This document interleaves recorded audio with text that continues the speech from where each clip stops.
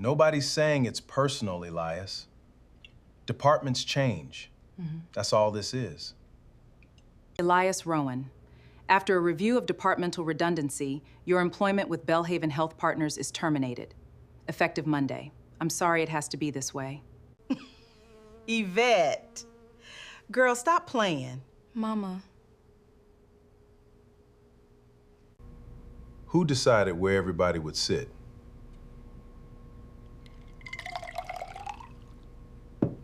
There is a sound a fork makes when a person sets it down and does not intend to pick it back up. It is not a clatter. It is softer than that. It is the sound of someone deciding that the meal is over for everybody at the table, not just for them. I was 58 years old the night I learned that sound, and I have not been able to unlearn it since. My name is Elias Rowan. The table belonged to my mother-in-law, in a brick house on Sedgefield Road in Charlotte, North Carolina, the one she has had since 1979, with the burn mark near the head that nobody in that family is allowed to mention. There were 7 of us in the room. My wife was standing, my daughter was watching me, and I was carrying something that night that not one person at that table knew existed. Yvette had not raised her voice. I want to be clear about that, because people always assume there was shouting. There was not. My wife of 29 years stood at the head of her mother's table, in front of her mother, her brother, her sister's husband, and our only child, and she said that after a review of departmental redundancy, my employment with Belhaven Health Partners was terminated, effective Monday. She said the word effective. She said it the way you would read it off a page. Paulette laughed, because Paulette thought it was a joke, and the laugh died in her throat when nobody joined her. Roderick did not laugh. Roderick had both hands flat on the tablecloth like a man who had been waiting a long time for a bus that was finally arriving on schedule. My daughter Nia was 27 that night. She had driven 3 hours from Greensboro to be there. She looked at her mother, and then she looked at me, and I watched something move across her face that I have never found a good word for, because it was not surprise. It was recognition, like she had just been handed the last piece of something she had been quietly assembling for years. I did not defend myself. I did not stand up. I did not say the one sentence that would have ended the evening on the spot. Because 11 weeks before that dinner, in a conference room on the 4th floor of a building my wife walked into every single morning, I had signed the memorandum that made Yvette Rowan the Chief Operating Officer of Belhaven Health Partners. Mine was the signature that put her in that chair. She did not know that. Not one person at that table knew that. And so when my wife finished firing me in front of her whole family and stood there waiting for me to answer her, I did not answer her. I turned my head and I looked at Delphine, my mother-in-law, 79 years old, still seated, hands folded, plate untouched, glass full. And Delphine Cardwell was already looking at me. She had been looking at me the entire time. I have gone back over that dinner more times than is healthy, and every time I go back, I end up in the same 3 places. The first is the room itself. Yvette runs a company with 1,100 employees and a legal department on retainer. If she wanted me gone, she had an office, a process, and a woman in human resources named Corinne, whose entire job was conversations exactly like that one. She chose a dining room instead. She chose an audience. The second is the invitation. That dinner did not come from my wife. It came from Delphine, by telephone, 9 days ahead, and Delphine Cardwell had not personally invited me to anything in 19 years. The third is the table itself. Delphine arrived at that house 90 minutes early that Saturday, and she set every single place herself, and she would not let Paulette help her. And there is a fourth thing, though I did not understand it was a thing until much later, 4 days before that dinner, an 81-year-old man in a hospice bed out in Matthews handed me a gray folder across a hospital tray and told me not to open it inside the building. His name was Ambrose Whitaker. He founded Belhaven in 1988 with 2 vans and a beeper and a route sheet he kept in his back pocket. He was the only living person who knew what I had done for my wife, and he had about 4 weeks left. What was inside that folder is the reason this story does not end where you think it is going to end. To understand what happened at that table, you have to go back to 2003, to a garage on Roselle's Ferry Road with 11 vehicles in it and my father's name painted on the side of every one of them, Rowan Medical Transport. My father, Junius Rowan, started it in 1972 with 1 converted station wagon and a contract to move dialysis patients across the west side of Charlotte. 31 years. He drove nights until he was 66 years old. He never took a vacation longer than 4 days in his life. When he had his stroke in the spring of 2003, I was 35, and I had been running his dispatch board since I was 19. He died that June. I buried him on a Tuesday, and I was back on the board Thursday morning, because there were 41 patients on standing routes, and not one of them cared that I was grieving. Belhaven made an offer that August. Ambrose Whitaker drove out himself, in a Buick with a cracked side mirror, and sat in my father's office for 2 hours, and he never once told me what my company was worth. He asked me what my father would have wanted. I told him the truth, which was that my father would have wanted the drivers kept, all 11 of them. Ambrose wrote that into the agreement in his own handwriting before he wrote anything else. Then he offered me 2 ways to be paid. He could pay me in cash, and it was a great deal of cash, more than my father had earned in 31 years put together. Or he could pay me in Belhaven. I want you to remember that I was 35 years old, that I had just buried my father, and that I chose the second one. I never told the Cardwells which one I chose. That was my first mistake, and this entire story is built on top of it. What that family saw was a man who married in with his father's business behind him in 1996 and did not have it anymore by 2004. What they concluded was the simplest available explanation. He lost it. Delphine said it out loud for the first time at a Thanksgiving table in 2004, and she did not say it to me, she said it about me, 3 feet away, to her sister, with the platter still in her hands. A man who loses his daddy's business twice isn't a husband, he's a habit. Twice. I have never once in 21 years worked out what the second time was supposed to be. But that sentence entered the family that afternoon, and it never left it. It got repeated at cookouts, it got repeated in front of my child. Now I have to tell you about my wife, and I have to tell you the version she believes, because the version she believes is the load-bearing wall of her whole life. In the spring of 2005, Yvette was 33, working billing at a dental group off Park Road, and she was better than that job by an order of magnitude. She has a mind built for systems. She could look at a workflow for 10 minutes and tell you exactly where the money was leaking out of it. That May, she attended a regional healthcare administration conference at the convention center downtown, and according to the story, Ambrose Whitaker heard her ask a question from the floor about reimbursement timelines, found her in the hallway afterward, and offered her an interview on the spot.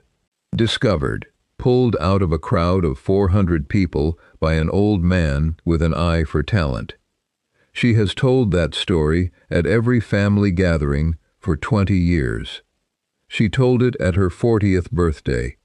She told it at Nia's graduation dinner.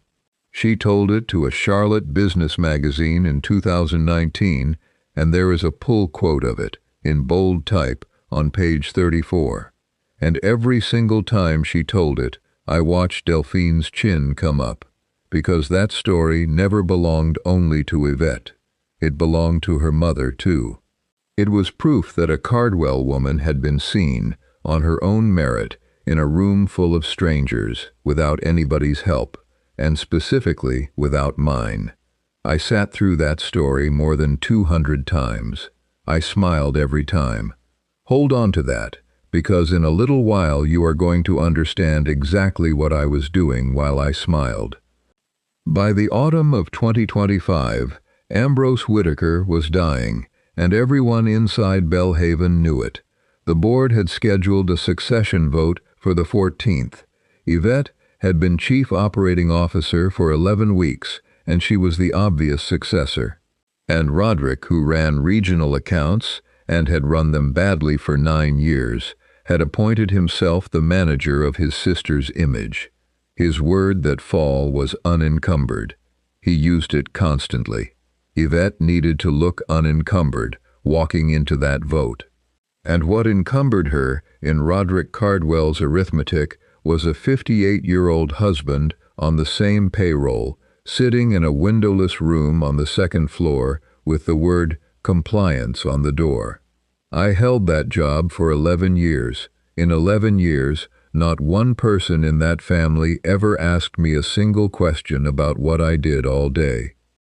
2 nights before the dinner, I was washing a pan, and Yvette came into the kitchen and leaned against the counter, and she asked me something in the voice people use when they have rehearsed the casualness of a question in the car on the way home.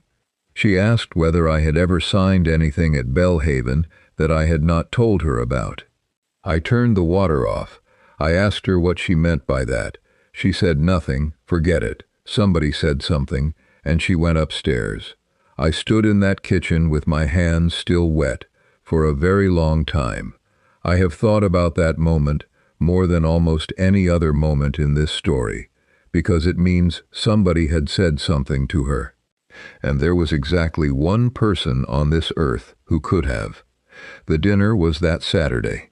Delphine met me at the door, and she took my coat, which she had not done in 19 years, and she told me she had put me at the foot of the table.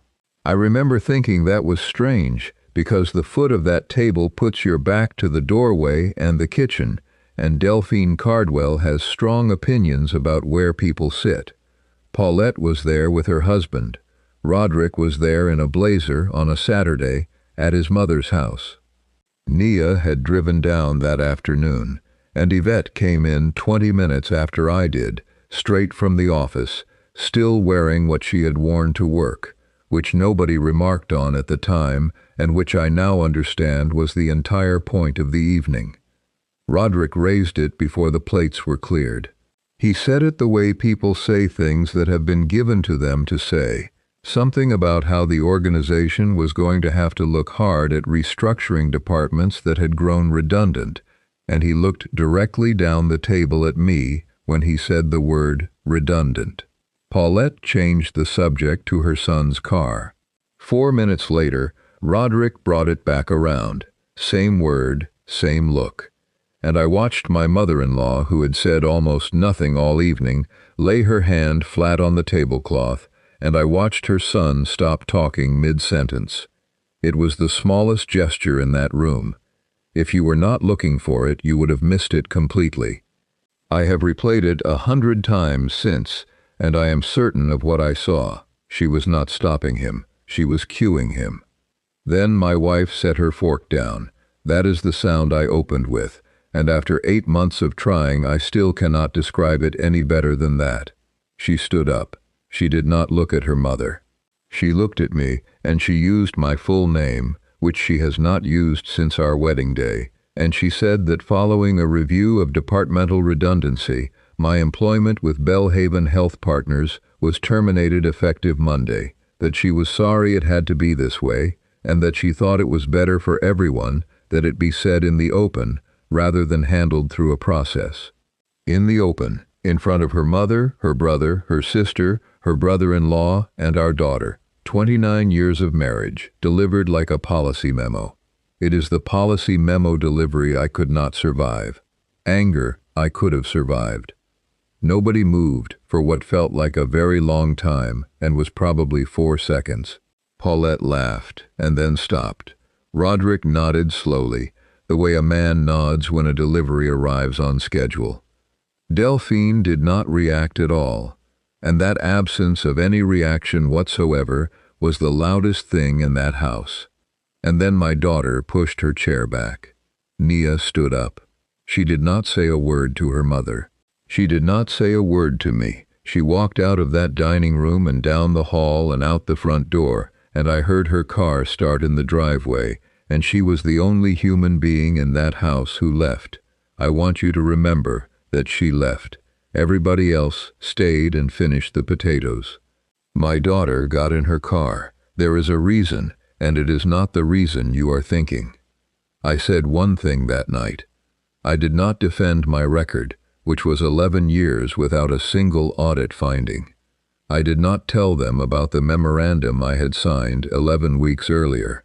I looked at my wife, and I asked her who decided where everybody would sit. That was all I said. Yvette blinked at me. Roderick made a noise in his throat. Paulette said, "Elias, what?" Nobody answered the question, but up at the head of the table, my mother-in-law reached over, without hurrying, and refilled her own glass. And in a house where a woman had just ended her marriage in front of her own child, Delphine Cardwell's hand did not shake, not one time. Before we dive deeper, let us know in the comments where you're watching from. We'd love to hear from you, and don't forget to hit that subscribe button so you never miss any of our upcoming videos. I did not go home that night. I drove to a hotel off Tyvola, and I sat on the end of the bed with my shoes still on until the light came up gray in the window. When I did go home on Monday, Yvette's suitcase was standing in the hall by the stairs. Tuesday it was still there. Wednesday it was gone, and so was she, and there was no note, because after 29 years there is nothing you can put in a note. We had 3 days of a silence I had never experienced in that house. She had gone to her mother's. Of course she had gone to her mother's. And here is the part of those 3 days I did not expect. My badge still worked. She had fired me in front of 6 people at a dinner table, and nobody at Belhaven had processed a single piece of paper, because nobody at Belhaven had the authority to. So I went in. 2nd floor, windowless room, compliance stenciled on the glass. 11 years in a job that family found so unimpressive they never asked about it once. Here is what compliance actually means at a company that bills Medicare and Medicaid for in-home care for 1,100 seniors across 3 counties. It means every dollar that leaves the organization crosses my desk in one form or another. Every vendor, every contract, every consulting arrangement paid outside of payroll.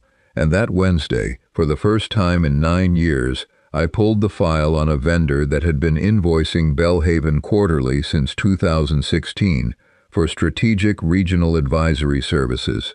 $14,000 a quarter.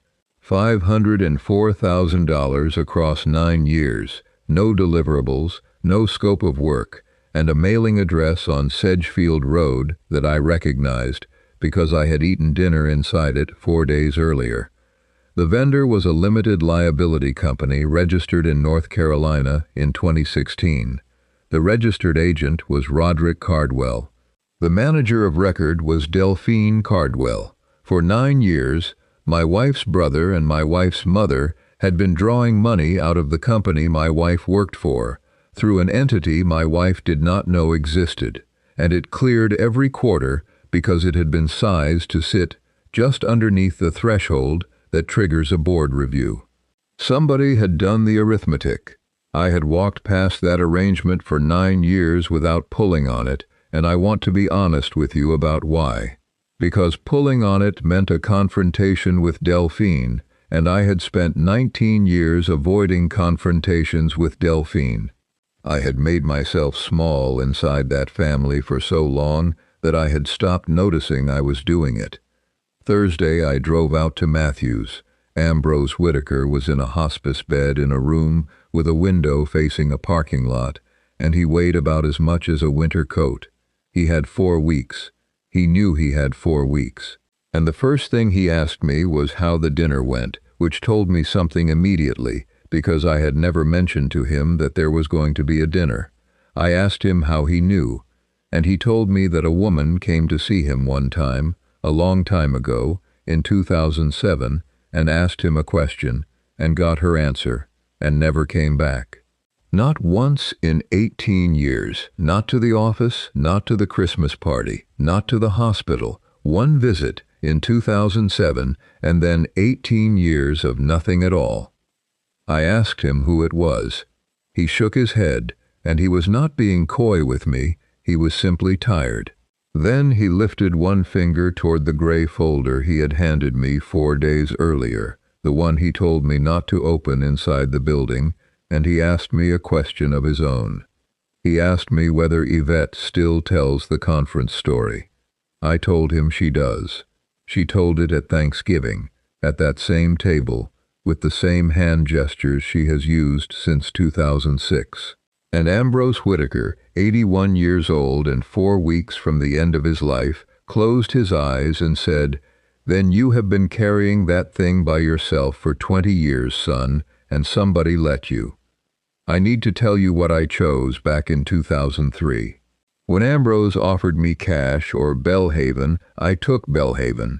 What I took, specifically, was a class of shares carrying voting rights disproportionate to their face value, because Ambrose was 58 years old that year, and he wanted somebody inside that building who could never be removed by a board. He drafted the language himself on a legal pad, and a lawyer cleaned it up 2 months later. For 22 years, Elias Rowan has held 51% of the voting control of Belhaven Health Partners. 22 years, through the Thanksgiving in 2004. Through every cookout on Sedgefield Road. Through 19 years of a woman telling her sister that I was a habit, I sat in a windowless room on the 2nd floor and drew a salary of $91,000 a year and controlled the company, and I never said one word about it to anybody, including my wife. People are going to ask me why. The honest answer is that I watched what money did to my father's family the year he died, watched cousins stop speaking over 11 vehicles and a garage, and I decided the one thing my marriage would never contain was that. And the second answer is uglier and truer. I liked being loved by a woman who believed she had married an ordinary man. But there is one more piece, and this is the part I have never said out loud until right now.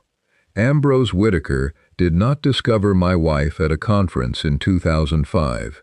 He had never heard her name.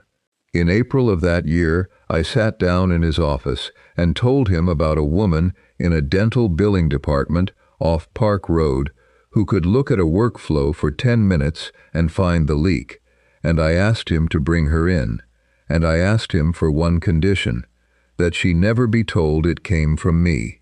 So she interviewed, and she was extraordinary in that interview because she is extraordinary, and every single thing she built after that door opened, she built with her own 2 hands. I have never for 1 second believed otherwise, and I need you to hear me say that plainly. I opened a door, she walked through it, and she ran for 20 years, and she outran every person in that building. But she has spent 2 decades telling rooms full of people a story about being seen, and the truth is that she was seen by her husband in a kitchen years before any of it, and he made one telephone call and then spent the next 20 years listening to her mother call him a habit. The succession vote was set for the 14th, and a succession vote at Belhaven could not legally take place without the shares I was holding. I walked into that boardroom on the 14th, and every person in that room believed they already knew what I had come there to do. The gray folder held 2 things, a visitor log from 2007 and a 1-page memorandum in Ambrose Whitaker's own handwriting, because he was the kind of man who wrote things down the same day they happened. The visitor on the 4th of September 2007 was Delphine Cardwell. She had driven to Belhaven and asked Ambrose Whitaker directly whether her son-in-law owned the company her daughter worked for, and whether he was the reason her daughter had been hired in the first place. And Ambrose, who did not lie to people, told her yes to both. Delphine Cardwell has known since September of 2007, 18 years. She sat at every holiday table for 18 years knowing exactly who I was and exactly what I had done for her daughter, and she called me a habit in front of my child, and she never told one living soul, including Yvette, especially Yvette. And now the dinner makes sense, and I wish to God it did not. Delphine chose that room. She made the invitation herself, 9 days out, in her own voice, over the telephone. She arrived 90 minutes early and set every place with her own hands and put me at the foot with my back to the door. She fed her son the word redundant, and she cued him with a palm on a tablecloth. She built a public execution, and she timed it 4 days ahead of a succession vote, because Delphine Cardwell understood something nobody else in that family understood. She understood that if the truth ever surfaced, her daughter's entire life collapses into a favor. 20 years of work becomes a gift from a husband. So she chose to break the marriage first. If Yvette took that chair as a woman who had already cut her husband loose, then nothing that came out afterward could ever take the chair back. So on the 14th, I sat down at that board table and I did 2 things. I voted my shares to install Elias Rowan as permanent Chief Executive Officer of Belhaven Health Partners. It was unanimous, and it was unanimous because I made it unanimous, and she will go the rest of her life without knowing that. Then I invoked the Founder's Protection Clause covering outside consulting arrangements, and I entered $504,000 of undisclosed related party payments into the record, and the board voted to claw every dollar of it back and to bar both signatories from any relationship with the company in perpetuity. Roderick Cardwell was walked out of the building that same afternoon. Delphine Cardwell received a letter. Then I resigned my seat, transferred my voting shares into a trust in my daughter's name, and walked out of that building at 4:15 in the afternoon, without telling my wife any of it. I did not raise my voice in that boardroom. I have not raised my voice one time in this entire story, and I want to be honest with you about what that is, because people hear it and they call it dignity. It is not dignity. It is 30 years of practice at being the smallest thing in the room. I had gotten so good at it by then that I was able to end 2 people's careers in under 9 minutes without changing my tone, ride the elevator down, walk to my car in the parking deck, sit down behind the wheel, and cry for 40 minutes with both hands still on it.